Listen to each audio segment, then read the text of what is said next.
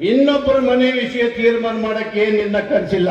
ಹೋಗ್ರೆ ನಿನ್ನ ಕೆಲಸ ನೀನ್ ನೋಡ್ಕೋ. ನಾನೇನು ಅನ್ಯಾಯ ನ್ಯಾಯ ತೀರ್ಮಾನ ಮಾಡ್ಲಿಕ್ಕೆ ನಾನು ಆಮಂತ್ರಿತನಾಗೇನು ಬಂದಿಲ್ಲ.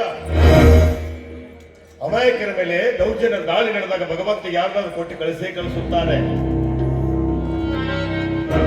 ಏನ್ರಿ ಶರಭಯ್ಯ, ವೇದಿಕೆ ಮೇಲೆ ಹಾರ ತುರ ಹಾಕಿಸಿಕೊಂಡು ಮಾರುತ್ತ ಭಾಷಣ ಮಾಡುತ್ತಾ ಏನ್ ಮಾಡ್ತಾ ಇದ್ದೀರಿ ಇಲ್ಲಿ? ಇದೇನಾ ನಿಮ್ಗೆ ವಿಚಾರಿತದ ಅಲ್ರಿ? ಏನ್ ಹೇಳ್ತೀರಿ ನೀವು? ಧರ್ಮ ರತ್ನಾಕರ ಅದು ಇದು ಅಂತ ಕೇಳ್ತಾ ಇದ್ದಿರಲ್ಲ, ಇದೇನಾ ನಿಮ್ಗೆ ಧರ್ಮೋಪದೇಶ?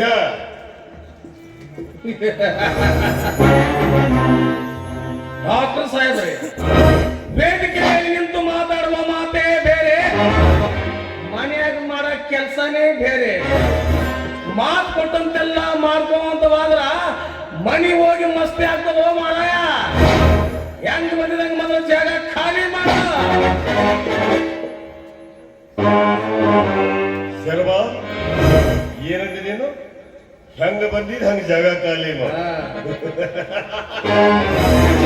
ಶರ್ಮ, ಎಲ್ಲಿ ಕಳಿಸಬೇಕು ಅಲ್ಲಿ ಕಳಿಸೇ ಜಾಗ ಖಾಲಿ ಮಾಡ. ಯಾರಪ್ಪ ಡಾಕ್ಟರ್ ಸಾಹೇಬ್ ತಪ್ಪೈತಂಗದು. ಊರಾಗ ಮರ್ಯಾದೆ ದೊಡ್ಡದಪ್ಪ ನಂದು. ಮೊದಲೇ ನಾನು 50 ಲಕ್ಷ ರೂಪಾಯಿ ಖರ್ಚು ಮಾಡಿ ಮುಖ್ಯಮಂತ್ರಿಗಳ ಫಂಡಿಗೆ ಕೊಟ್ಟು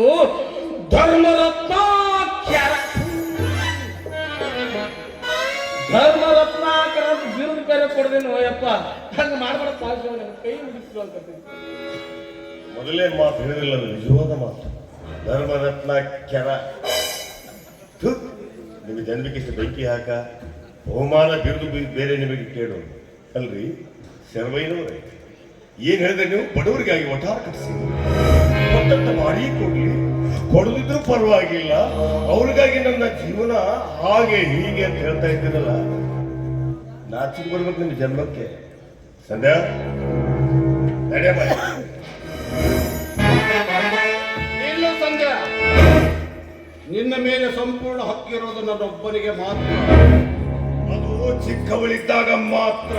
ಪ್ರಾಪ್ತ ವಯಸ್ಸಿಗೆ ಬಂದ ಮೇಲೆ ಪೋಷಕರು ರಕ್ಷಿಸಬೇಕಾಗಿರುವುದು ಅವಳ ಕರ್ತವ್ಯ. ದಾರಿ ತಪ್ಪಿಸಲಾಗದ ತಂದೆ ತಾಯಿಗಳಿಗೆ ಮಾತ್ರ ಈ ಮಾತು ಅನಿಸುತ್ತದೆ ರಂಗಣ್ಣ. ಅವಳು ಹೋದರೆ ನನ್ನ ಜೀವನದ ಗತಿ. ಬಾ, ತಿಂಗಳಿಗೆ ಒಂದು ಸಲ ಹಾಕ್ತೀನಿ.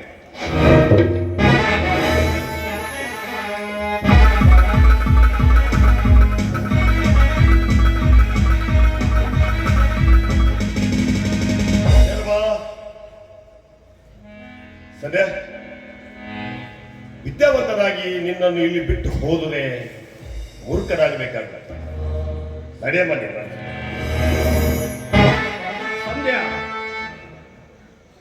ಈ ನಿನ್ನ ಚಿಕ್ಕಪ್ಪನ ಪ್ರೀತಿ ಇಷ್ಟು ಬೇಗ ಬೇಡವಾಯ್ತೇನೆ ಬಂದಿದೆ.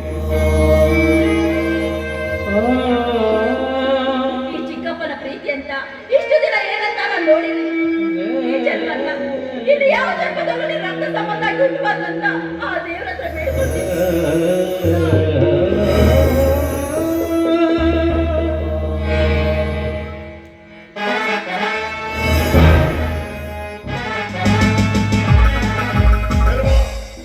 ಇನ್ನೊಂದು ಸಲ ನನ್ನ ತಂಗಿ ತಂಟೆಗೆ ಬಂದಿದ್ದೀಯಾ ಆದ್ರೆ ನಿನ್ನೆ ಹೆಣ ಪೋಸ್ಟ್ ಮಾಡೋ ಬಗ್ಗೆ ನಾನು ಹಾಸ್ಪಿಟಲ್ಗೆ ಬರ್ತದೆ. Be careful.